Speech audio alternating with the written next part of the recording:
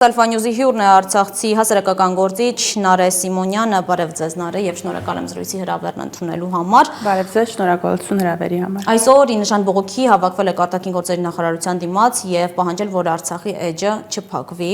Նախ ուզում եմ նշել, որ ձեր խոսքերը եւ ձեր ընկերների խոսքերը բավականին տպավորիչ էին եւ ազդեցիկ շատ-շատերիս, այդ թվում եւ ինձ համար, եւ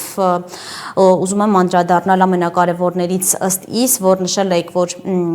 դիվանագիտությունը հայկական, ծառայում է ոչ թե հօգուտ հայկական շահերի, այլ դարձել է խաղալիք օգտագործվելով ներխմբային ներկուսակցական կմաճուկներ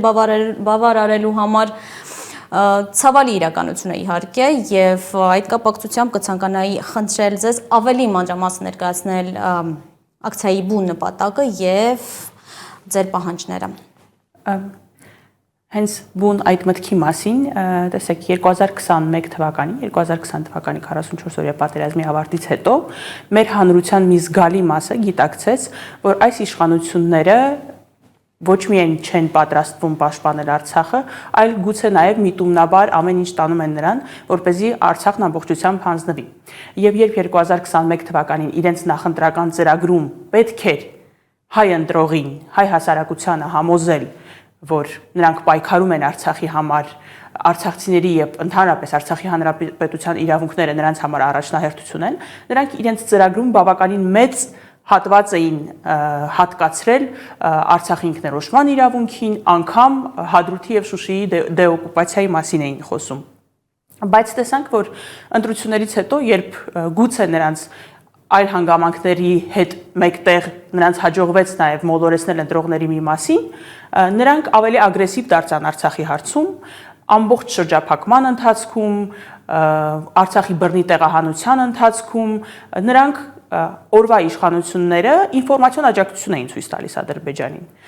Պրահայի հայտարարությունը տեսանք, դրան հաջորդող հայտարարությունները տեսանք, որտեղ շրջափակված Արցախը ոչ թե աջակցություն էր ստանում, ոչ թե խոսվում էր այն մասին, որ նրանք ցեղասպանության վտանգի առաջ են, հետևաբար ինքնորոշման իրավունքը պետք է ճանաչել եւ այլն, այլ տեսնում էինք, որ տարբեր հարթակներում հակառակը ի օգուտ Ադրբեջանի էր խոսվում եւ այսպես ասած կանաչ լույս էին ցույց տալիս Ադրբեջանին իր ցեղասպան քաղաքականությունը իրագործելու։ Տարբեր տեղերով նշելով, որ ճանաչում են Արցախը Ադրբեջանի մաս, մի քանի տարբեր տեղերում նշվել է եւ Պրահայում գիտենք, որ նույնիսկ փաստաթուղթ է եղել։ Եվ այդ ամենից հետո նույնիսկ 2023 թվականի սեպտեմբերից հետո, երբ Արցախը ստիպված արցախցիները բռնի տեղահանվեցին, երբ այդ կեղծ իր բովանդակությամբ ոչ իրավական հրամանագիրը ստորագրվեց բնականաբար ոչ թե ուժի կիրառման սպառնալիքի տակ, այլ հենց ուժի կիրառման պայմաններում։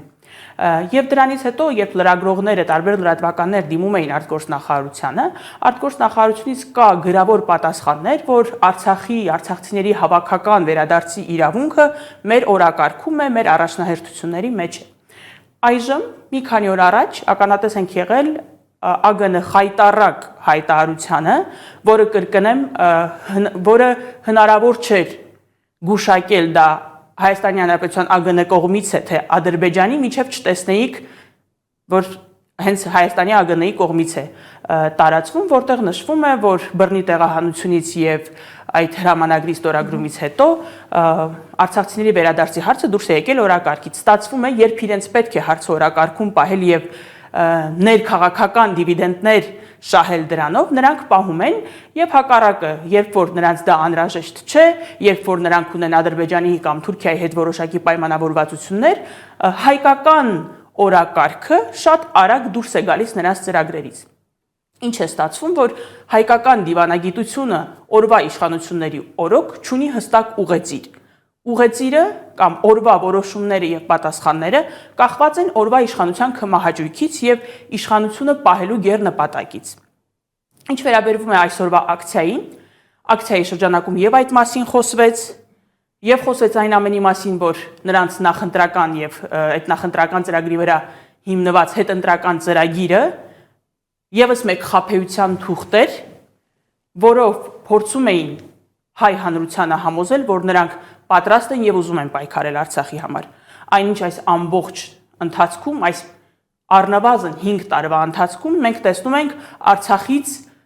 էտապային հրաժարում եւ ավելին վերջին մի քանի տարիներին արդեն եւ հատկապես բռնի տեղահանությունից հետո տեսնում ենք երկրի առաջին դեմքերի մակարդակով արցախցիների նկատմամբ ատելության քարոզ։ Այո, նաև ես դրան էլ էի ուզում անդրադառնալ, որովհետև խոսքի ժամանակ Տաթևիկ Խաչատրյանն անդրադարձավ, որ ատելության հոսք կա։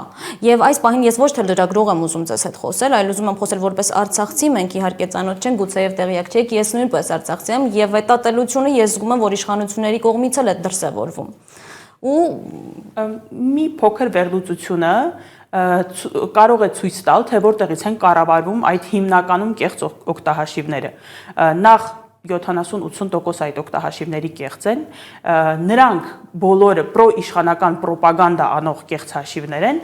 նրանց շատ մեծ մասի հետնանկարը Նիկոլ Փաշինյանի նկարն է եւ նույն նկարը, այսինքն երևում է, որ կենտրոնացված ուղղորդում կա,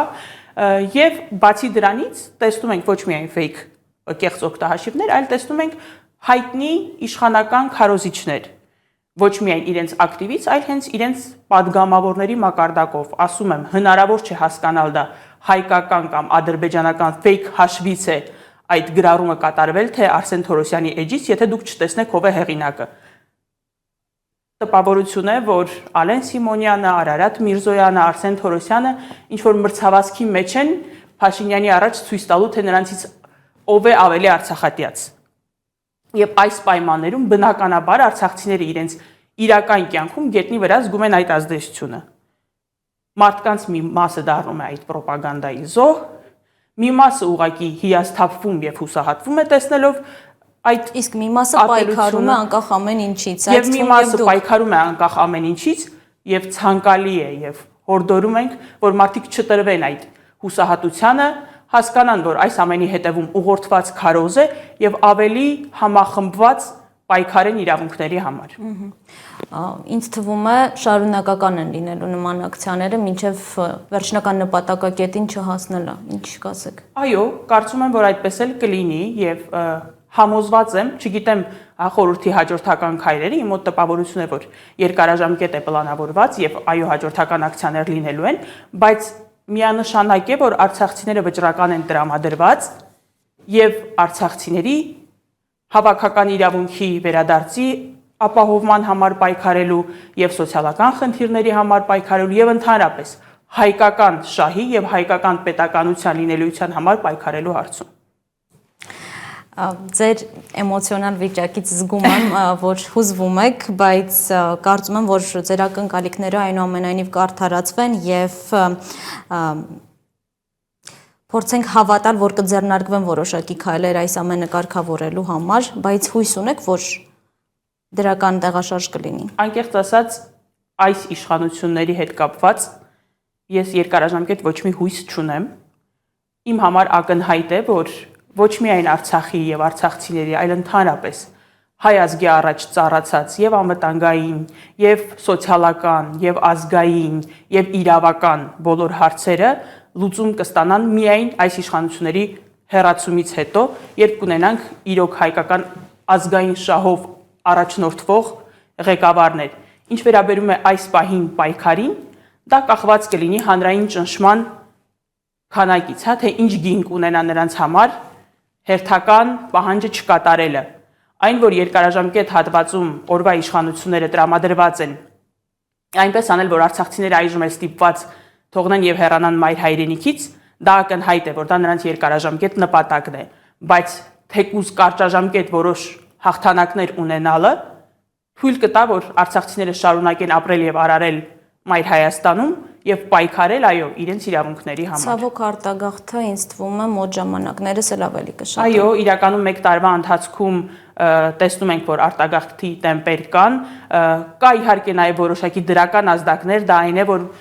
մարդկանց մի մասը այդպես էլ դրսում չի կարողացել հարմարվել եւ վերադարձել է, եւ երբ որ խոսեք վերադարձածների հետ, սոցիալական խնդիրները չեն ամենևին պատճառը, որովհետեւ դրսում եւ ավելի մատչելի կարողանում են բնակարան վարձել եւ ավելի հեշտ են աշխատանք գտնում որոշ դեպքերում, վերադառնում են, որովհետեւ ուզում են ապրել մայր հայրենիքում։ Հիմնական մասը չհարմարվելու չմնալու դա է, որ այստեղից ավելի իրատեսական է պայքարել Արցախ վերադարձի համար եւ այստեղ գոնե իրենց մայր հողում են։ կարճաժամկետ այդ նպատակների իրականացումը թեկուզ հնարավորություն կտա որոշ ժամանակ արցախցիներին մնալ մայր հայրենիքում, միջև որ կհասնենք խնդրի գլոբալ լուծմանը, որը ըստ ինձ միայն իշխանափոխությունն է։ Շնորհակալություն Նարէ, շնորհակալություն ձեր հայրենասիրության համար, շնորհակալություն, որ չեք հանձնվում ձեր կամքի ուժի համար, շնորհակալ եմ, որ հյուրընկալվել եք նաև մեզ մոտ, եւ հիշեցնեմ, որ Alpha News-ի հյուրն էր հասարակական գործիչ Նարէ Սիմոնյանը։